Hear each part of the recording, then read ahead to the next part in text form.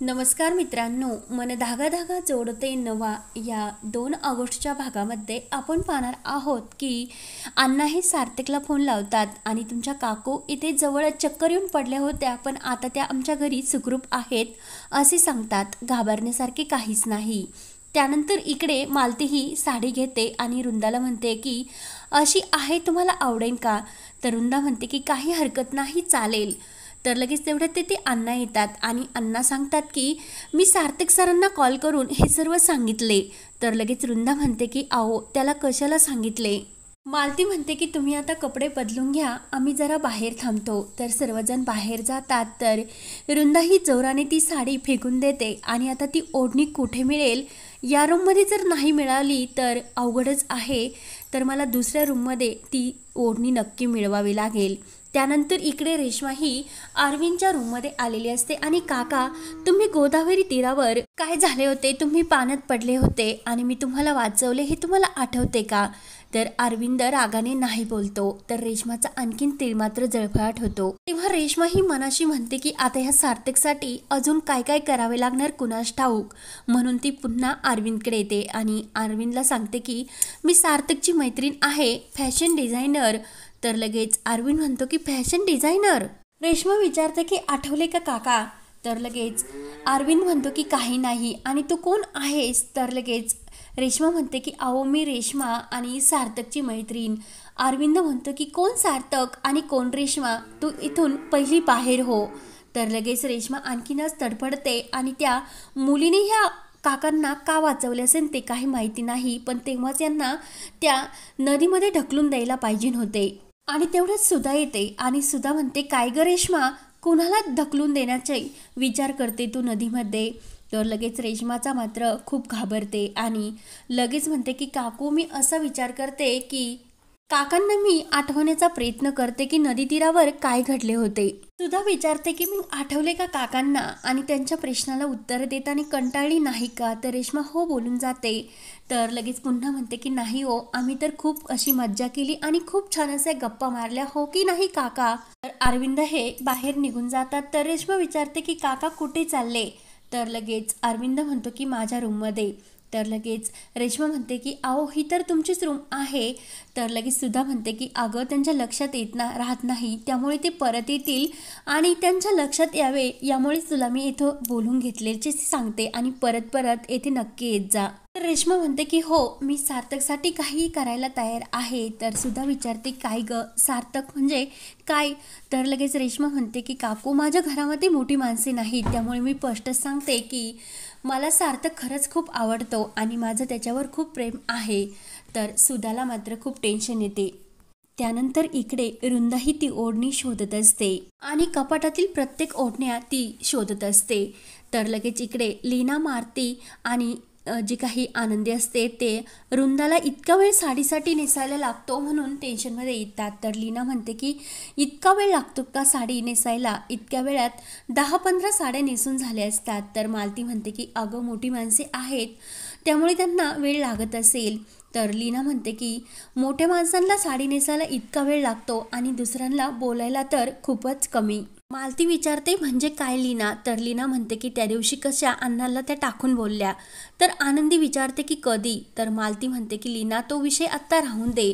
तर इकडे रुंदा आतमध्ये ती ओढणी शोधतच असते.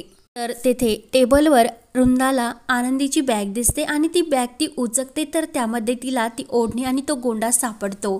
तर रुंदा खुश होते आणि ह्या ओढणीच्या गोंड्यासाठीच मला बेशुद्ध पडण्याचे नाटक करावे लागले, असे मनाशी म्हणत असते. ओढणीसाठी मला ते नाटक करून भिकारड्या लोकांच्या घरात पाणी प्यावे लागले, पण काही हरकत नाही, शेवटी ही ओढणी मला मिळाली आणि आता ही ओढणीसाठी मी नवीन डाव खेळणार आणि सर्व संपत्तीची मालकीन मी होणार.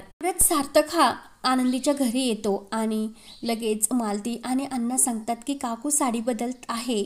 तर लगेच रुंदा ही साडी बदलून बाहेर येते आणि सार्थक तू असे विचारते. तर लगेच रुंदा सांगते की अरे, माझा BP लो झाला होता, त्यामुळे मी इथे शेजारी चक्कर येऊन पडले होते आणि या लोकांनी खरंच मला खूप मोठी मदत केली. तर लगेच सार्थक म्हणतो की काकू, तुला तर BPचा त्रासच नाही, मग लो तरी कसा झाला? रुंदा म्हणते की या लोकांचे खरंच खूप उपकार आहे आपल्यावर आणि ही साडीसुद्धा आता मागे करावीच लागणार, त्यामुळे मी काय म्हणते आपण यांना आपल्या कंपनीतून नवीनच साडी देऊया. तर लगेच सार्थक म्हणतो ठीक आहे आणि तो आनंदीला म्हणतो की मी काकूला ड्रॉप करून ऑफिसमध्येच जाणार आहे, त्यामुळे तुम्हीसुद्धा आमच्यासोबत चला. तर आनंदी ही आपली बॅग घेऊन निघते. त्यानंतर इकडे सुद्धा रेश्माला म्हणत असते की अगं सार्थक तर तुला आवडतो, पण सार्थकला तू आवडतेस का? रेश्मा म्हणते की मी अजूनपर्यंत त्याच्याबरोबर काही बोलले नाही या विषयावर. तर लगेच आपलंसुद्धा सर्व काही जुळते आणि तुमचं साडीची कंपनी आहे आणि मी फॅशन डिझायनर, त्यामुळे सर्व काही हे आपलं मिळते जुळते आहे. तर सुद्धा म्हणते की हो नक्की आपलं सर्व काही जुळते.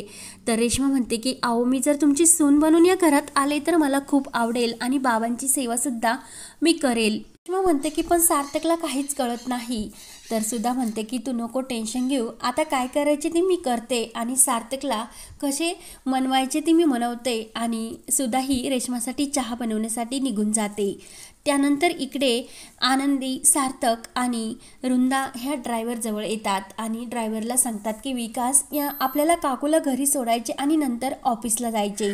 तर आनंदी ही ड्रायव्हरकडे बघते आणि काका मी तुम्हाला कुठेतरी बघितलं आहे, तुम्हाला आठवते का? तर लगेच ड्रायव्हरला सुद्धा आठवते की आनंदीने बाबांचा जीव वाचवलेला असतो. तर लगेच ड्रायव्हर म्हणतो की मुद्दाम नाही, मला काहीच आठवत नाही. तर लगेच आनंदी म्हणते की अहो नक्की मी तुम्हाला कुठेतरी बघितले आहे. तर लगेच सार्थक म्हणतो की अहो हा आपल्या घरच्या गाडीचा ड्रायव्हर आहे, त्यामुळे तुम्ही त्यांना कुठेतरी बघितले असेल. तर वृंदा लगेच घाईने ड्रायव्हरला म्हणते की तू आम्हाला घेऊन घरी चल आणि खूप उशीर होतोय ऑलरेडी.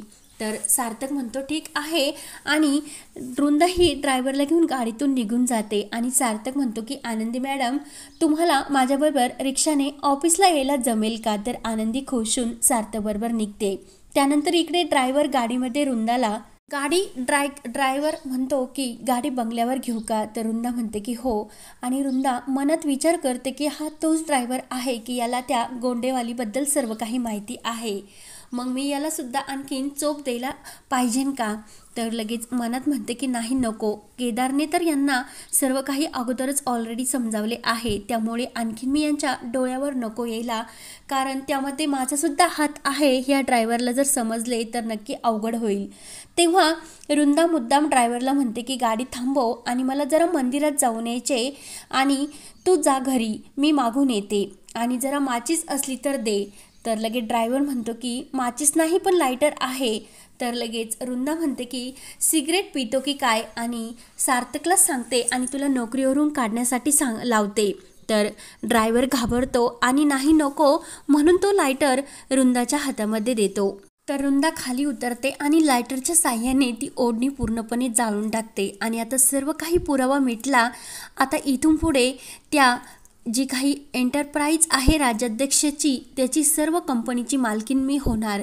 तर वृंदा खूप खुश होत असते. त्यानंतर इकडे सार्थक आणि आनंदी ही रिक्षातून उतरतात. तर सार्थक पैसे द्यायला लागतो. तर आनंदी म्हणते की तुम्ही माझे पैसे का देतात, कारण की ऑफिसमध्ये तुम्ही माझे हे बॉस आहात पण येथे नाही. सार्थक विचारतो की म्हणजे मग येथे कोण आहे मी तुमचा, तुम्ही तर मित्रसुद्धा मला मानत नाही. सार्थक म्हणतो की मी पैसे देणार. आनंदी म्हणते की मला माहिती नाही मी पैसे देणार. तर ड्रायव्हरला विचारतात की ड्रायव्हर म्हणतो की अहो असे करा तुम्ही अर्ध म्हणजे 100 द्या. तर लगेच सार्थक आणि आनंदी खूप खुश होऊन 100 देतात. तर सार्थक म्हणतो की अर्ध करूनच पूर्ण होत असते.